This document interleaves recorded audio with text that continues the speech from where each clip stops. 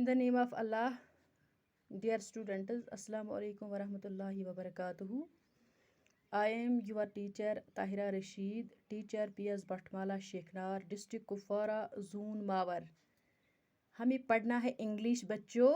Class first primary है ये. Class first primary subject है इंग्लिश. अश पढ़ुन इंग्लिश क्लास फर्स्ट प्राइमरी ये. अश सबक परान लेटर साउंड्स. रात पोर अस युतामत. आज परो अस इम बूट कुन. वुच सा क्या लिखित. पेज नंबर 3 पे यह सबक. पेज नंबर 3 लेटर साउंड्स परान. यम गई लेटर्स. यह लिखित capital D, small D. Dog, DOG dog. कुत्ता, duck. Duck, dinosaur. Dog, duck, dinosaur.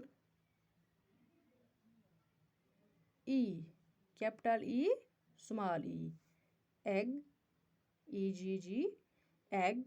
Elbow, ELBOW, elbow. Yus tu wushan chu kach wanan elbow. Egg means anda. Elephant, hathi. Hosi mis is wanan chu.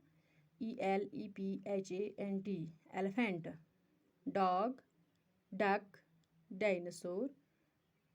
E for egg, elbow, elephant. Page number 4. F, capital F, small f. ये है letters. Fish, FISH, fish, मछली.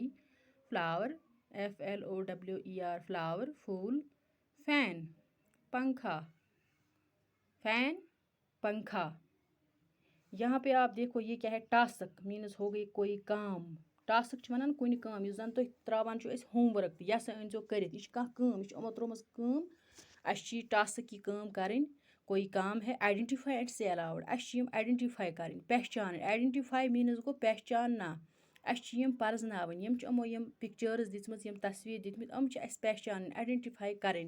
पत अस परन Yemen हुंद नाव बड़ बड़. यह क्या लिखित. यह cat, CAT, cat. Elbow, ELBOW, elbow. Dog, DOG, dog. Fish, FISH, fish. Apple, APPLE, apple. Seb. Carrot, CARROT, carrot means gajar.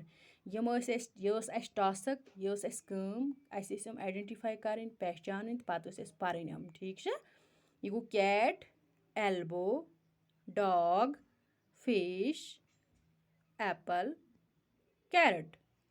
Fish, flower, fan. आज परो अस युति हन. इंशाल्लाह सुबह वुचो अम ब्रोट कुन. बिहु खुदायस सवाल.